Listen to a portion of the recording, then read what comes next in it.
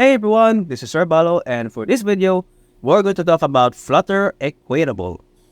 So in this video, we're going to talk about what is Equatable package. Then we're also going to talk about what are the inconveniences when comparing two objects, and what are the benefits of using Equatable package for our project. And lastly, we're going to talk about how we're going to implement or apply this in Flutter. It's a Flutter project natin. Okay, so let's first talk about what is Equatable package. So this is a package in Flutter that provides a convenient way to determine if two objects are equal. Okay, take note of this. A convenient way of determine if two objects are equal. Para sila, no? Now here's an example of this. No, let's say for example we have a person class that only has one attribute lang, which is a string na name. No?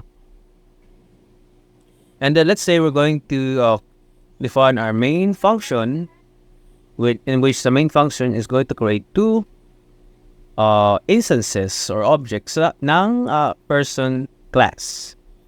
And first, the bob1, let's just call it bob1 kasi para silang one. Both of these objects, person objects to be exact, no, have the same value sa attribute niya na name.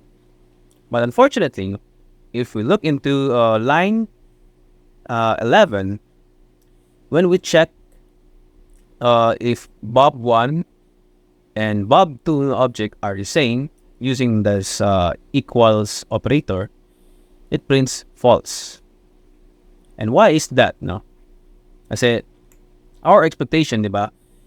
Even when we compare integers, no, two integers, no, kung para sila ng number, that should be as magtutrue yan, yung condition, no? And if say also if two string, let's say for example bob1 and bob2 are strings, and if we compare them, still it will print as true. But how come that we are comparing two objects that has a name attribute, parehas silang bob, no, yung name nila, and it prints false, no? Kasi let's assume, no, ito yung explanation niya, no. Let's assume that when we create the bob1 object, it is stored in memory location 1, 2, 3, 4. Kunyari lang, no, it's just an imaginary thing na location, no. But yeah, usually when we create objects, it gets saved into the memory, somewhere in the memory. And then what these objects hold are only reference ng or location ng object, no, this. And for bob2 naman, when we create a new object by calling the constructor, this object bob2 is stored in a different memory location. And let's say for example 4, 5, 6, 7 siguro yun. Basta yung main point dito is these two objects, no, are stored in different memory locations.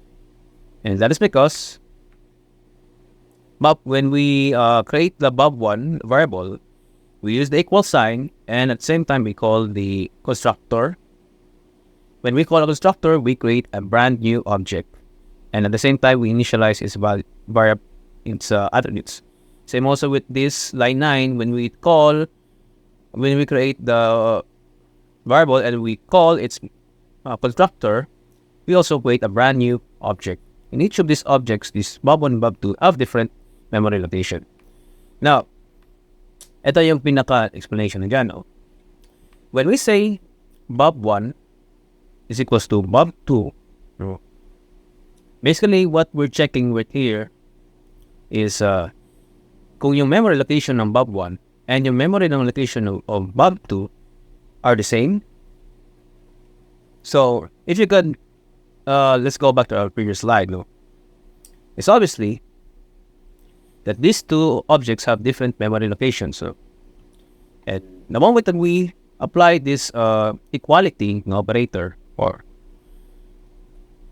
the answer is obviously false. So, yun. And yung ano na naman nito, explanation behind that is itong dalawang equals or the equality na operator in Dart, no, it doesn't compare if both the object's attributes have the same value. Yun lang yung point, no?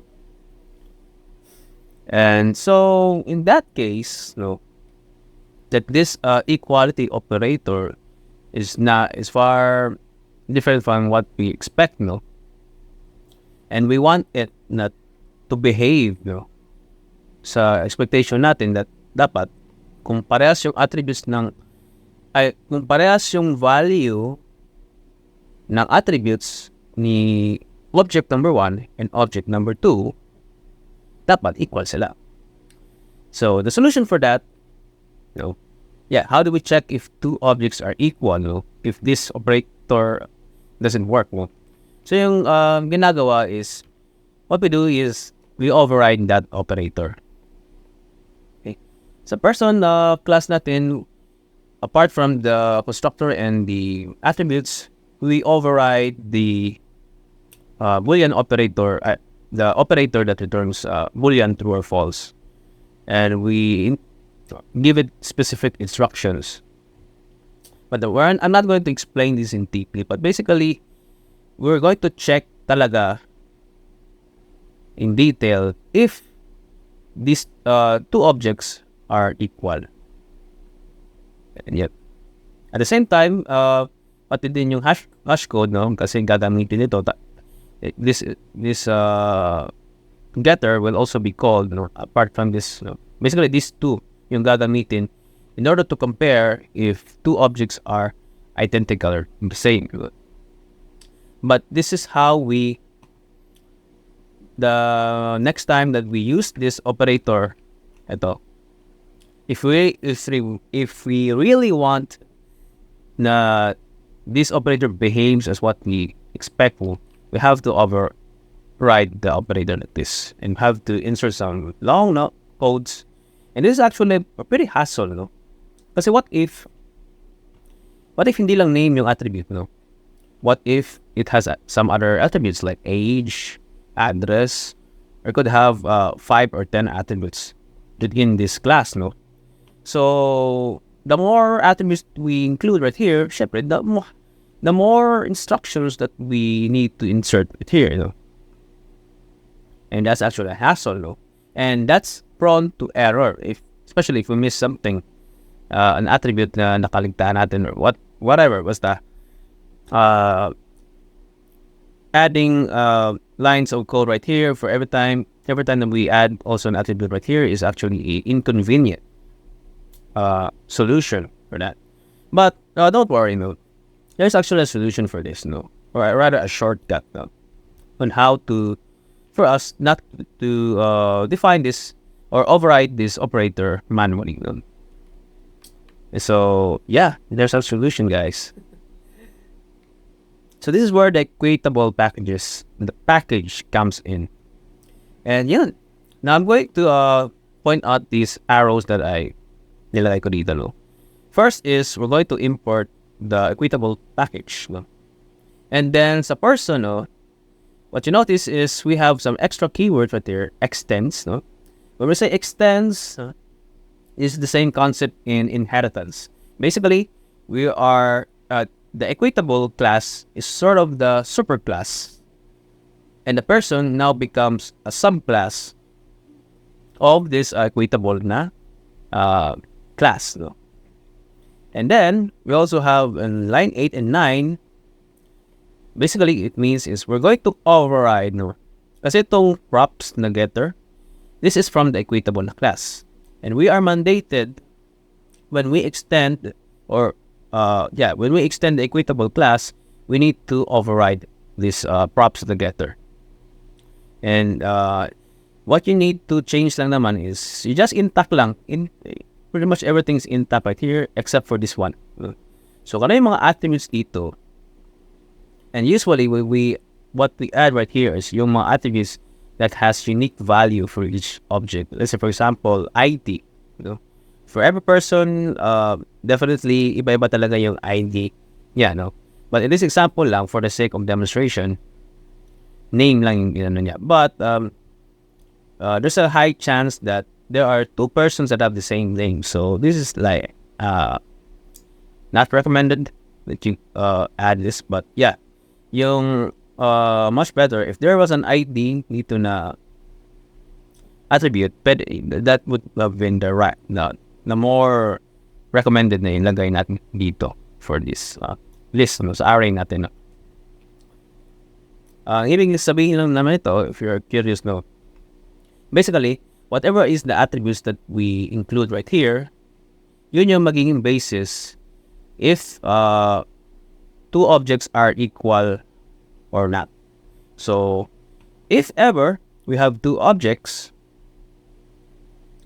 na since name man yung nilagay natin dito, if these two objects have the same name, no, the same values attribute na name, then that would be it will return true. No? But yeah, this is pretty much the way we're going things rather than going back, no. Diba? Ito yung the longer method, no. The longer way of overriding the operator. In fact, we don't even have to do this, no, kasi Equatable does it behind the scenes. Itong operator and hash code. Si Equatable lang gumagawa nito. What we only need to do lang is we just extend the class and then we just specify kung ano yung mga attributes that we will use for comparing or for comparison. Yan lang. Okay? And yeah. Now, let's talk about why use Equatable. Number one is simplicity in code. And obviously, nakita nyo kanina that's pretty much less few lines of code lang compared to the other way of overriding the equality in operator. No?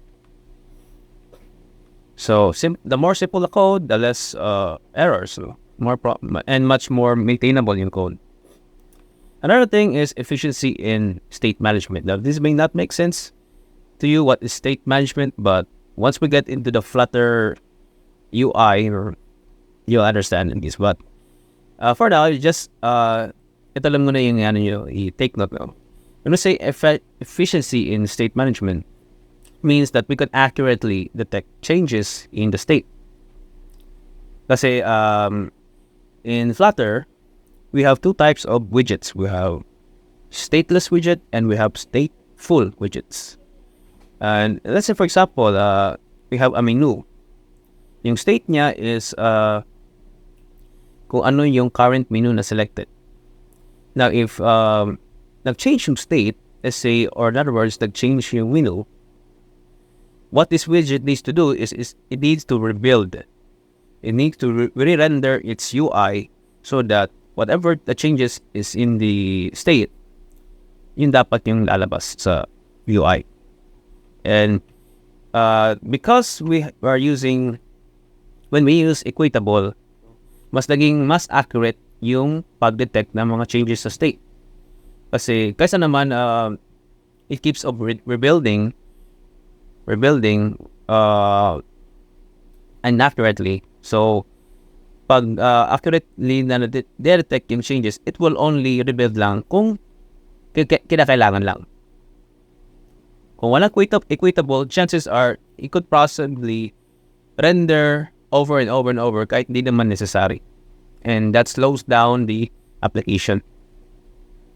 And lastly is compatibility with Flutter Block. Now, I mentioned Flutter Block kasi in the next few videos, we're going to visit, or rather, we're going to talk about this block and we're going to use this in our project. So, kaya I include this as one of the main reasons that we should use, that we're going to use Equatable. And specifically, when we use Equatable, it enables comparing block states and events much easier. So yun. And just a reminder, no, before we, di ba, going back a few slides. Okay, wait lang, ha? Ito pala, sorry.